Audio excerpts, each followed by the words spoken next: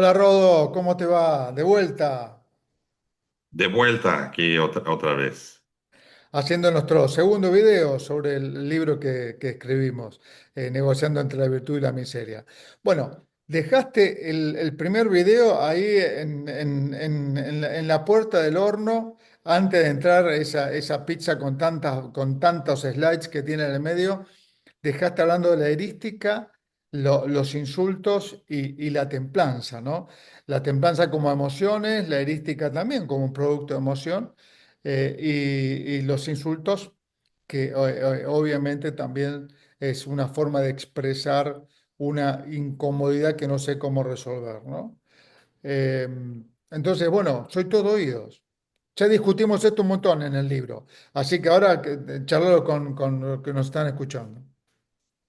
Claro. Bueno, primero si quieres, pues regresamos al concepto de la erística, ¿no? A veces no es tan común hablar de este tipo de conceptos, pero en este momento que estamos hablando de negociación y conforme se fue desarrollando el libro de Negociando entre la virtud y la miseria, pues era imperdonable e insoslayable hablar de la erística, ¿no? Como esta parte pues en lugar de ir a negociar, de ir a ganar. Entonces, y a mí me parece muy interesante cuando se negocia para vencer, yo así lo diría, y no para comprender ni para ser capaz de tener sentido de la otredad, ¿no? Entonces, es ahí donde el libro establece que la vanidad, precisamente, que es un concepto también bien interesante, ¿no? Que la vanidad conduce a discutir para imponer o para tener la razón, aunque en ese proceso la verdad se diluya o incluso se pierda, ¿no? Entonces, esa parte es muy importante y es una crítica a la manipulación y al ego y y creo que cuando nosotros estamos en nuestra vida cotidiana de negocios o en cualquier otro campo, porque negociamos todo el tiempo, y pues la erística puede hacerse presente. ¿Qué piensas, Walter? No, tal cual. A ver, negociar no es otra forma que un estilo comunicacional diferente que vincula a dos o más partes para llegar teóricamente a un objetivo común. La erística justamente es esa sensación que uno tiene de querer ganar. Viste que nos ha pasado, o al menos hablo de mí, porque esto no lo charlé contigo, nos ha pasado que ganás una negociación, decís, lo aplasté, le gané, me lo llevé por delante, le saqué hasta la cocina que tiene en la casa. Y uno después cuando va madurando con el tiempo y los años se le caen encima, uno se da cuenta que eso en realidad, toda cuestión de vanidad es una cuestión de separación.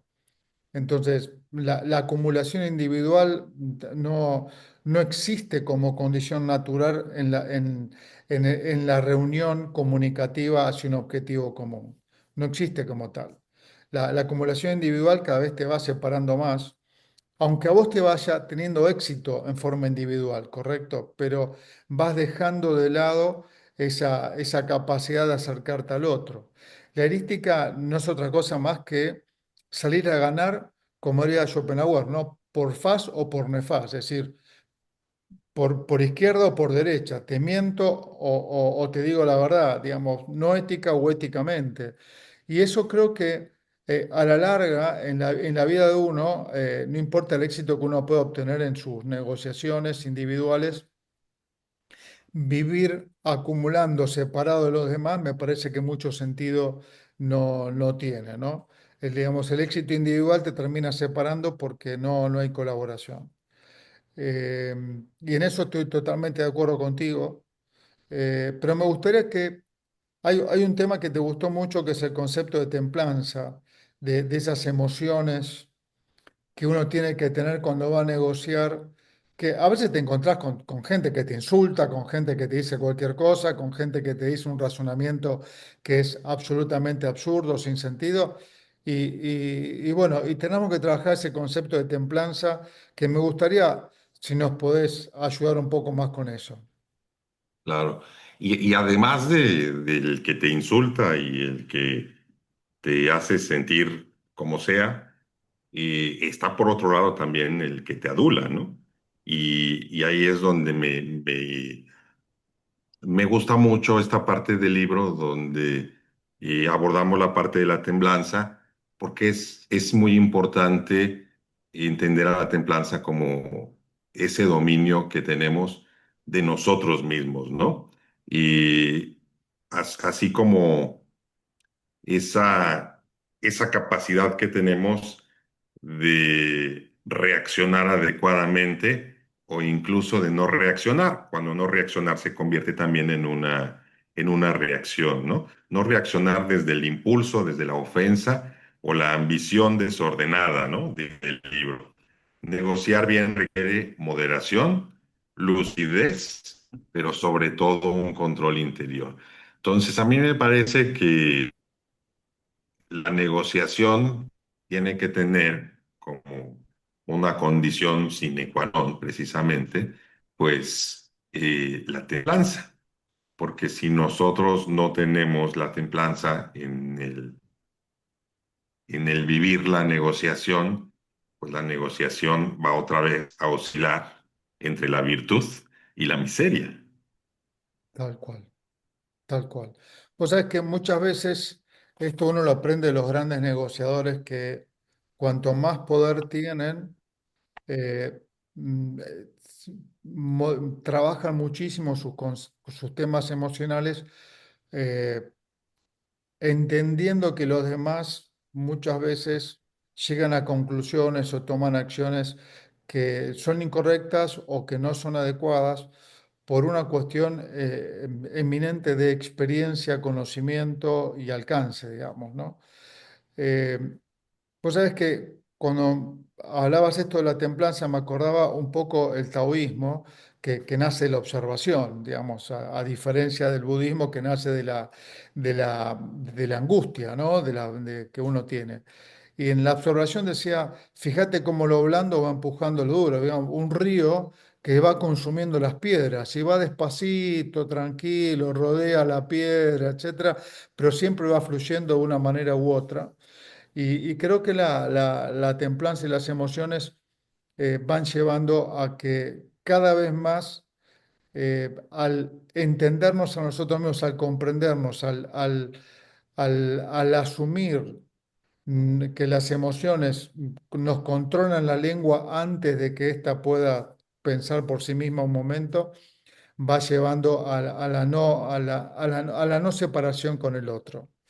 Y Rodo, ¿te ha pasado, porque en el libro lo hemos puesto, porque hemos contado nuestras experiencias, ¿te ha pasado en más de una vez que en una negociación, directa o indirectamente, te han insultado o te han querido manipular?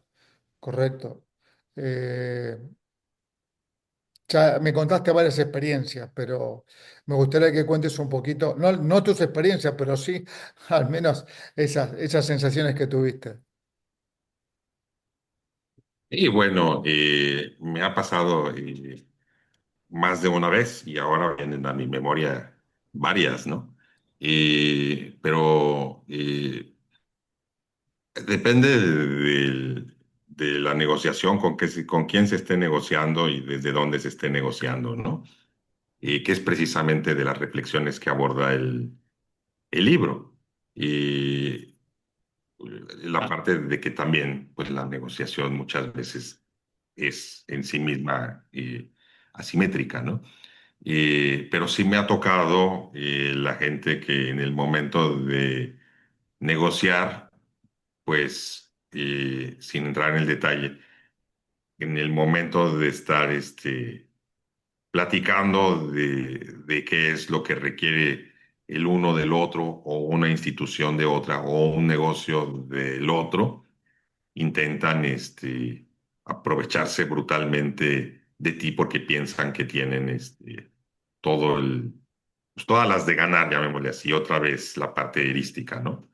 Y en ese momento, sin que te insulten, pues en alguna manera tú te sientes insultado, lo voy a decir así eufemísticamente.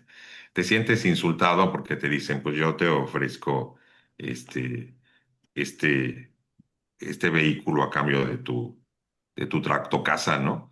Entonces, es donde hay muchas maneras de insultar en el proceso de la negociación sin ni siquiera hacerlo, pero también está en el proceso de negociación o en el arte de la negociación aquel que te manipula y te insulta y probablemente ni cuenta te estás dando, ¿no? O lo consigues ver una vez que hay un producto de la negociación. En la parte del libro, en el capítulo 12 que se divide, se subdivide, ¿no? Está esa parte de insúltame con elocuencia, ¿no? Y ahí, como tú te acuerdas, pues abordamos la parte de la ironía, el desprecio elegante, la descalificación intelectualizada, ¿no?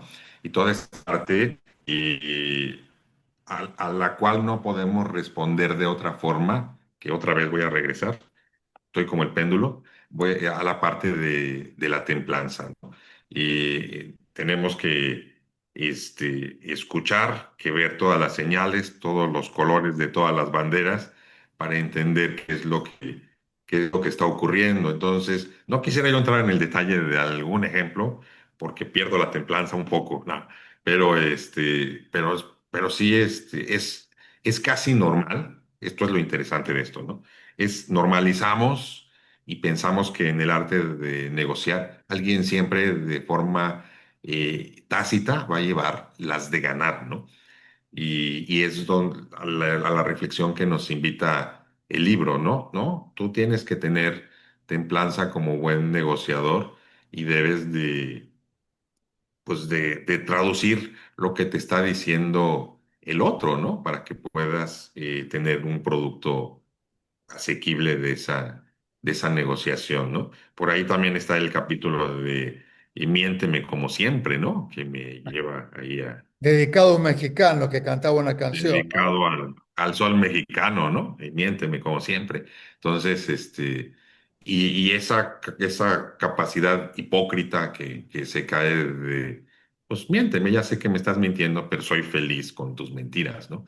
Entonces, esa parte en el proceso de llegar a la negociación pues, se vuelve bien interesante. Y además vos mencionaste algo muy interesante también, todo lo que estás mencionando es muy lindo. Eh, eh, Dijiste, bueno, la negociación es una comunicación asimétrica, porque siempre Sí, lo es. En la medida que vamos negociando, vamos ganando o perdiendo poder. Vamos ganando poder una vez que terminamos la negociación. Y también muchas veces los acuerdos generan más poder en uno que en otro. A veces sí. arrancamos con mayor poder nosotros, supongamos así, y queremos manipular, queremos insultar, queremos, digamos, buscar alternativas de llegar a un atajo rápido. Y después nos damos cuenta que todo lo que hicimos generó poder en el otro y nosotros perdimos el poder inicial. Todo por ver a la negociación como un desafío, si me permitís decirlo de esta manera, un desafío intelectual. Es decir, me voy con la satisfacción de que lo pude vencer al otro, que fui más inteligente que el otro. Eh, Fíjate que la inteligencia en un acto colaborativo se vuelve individual, es casi una contradicción, ¿correcto? Un opuesto sin sentido. Y acá cuento algo, cambiamos el concepto de acuerdo por justamente por esto y lo empezamos a llamar síntesis inteligente, porque abarca no solamente la negociación, sino también la ejecución y la renegociación que puede haber por ahí. ¿Te parece, Rodo, que hagamos en un próximo video y hablemos un poco sobre esto de síntesis inteligente y alguna cuestión más? Parece excelente. Me parece muy inteligente de tu parte. Te agradezco, Rodo. Vamos con otro video como para explicar un poco más este concepto que lo charlamos bastante y para ver la negociación de una manera holística, a partir de su inicio, digamos, de su inicio asimétrico.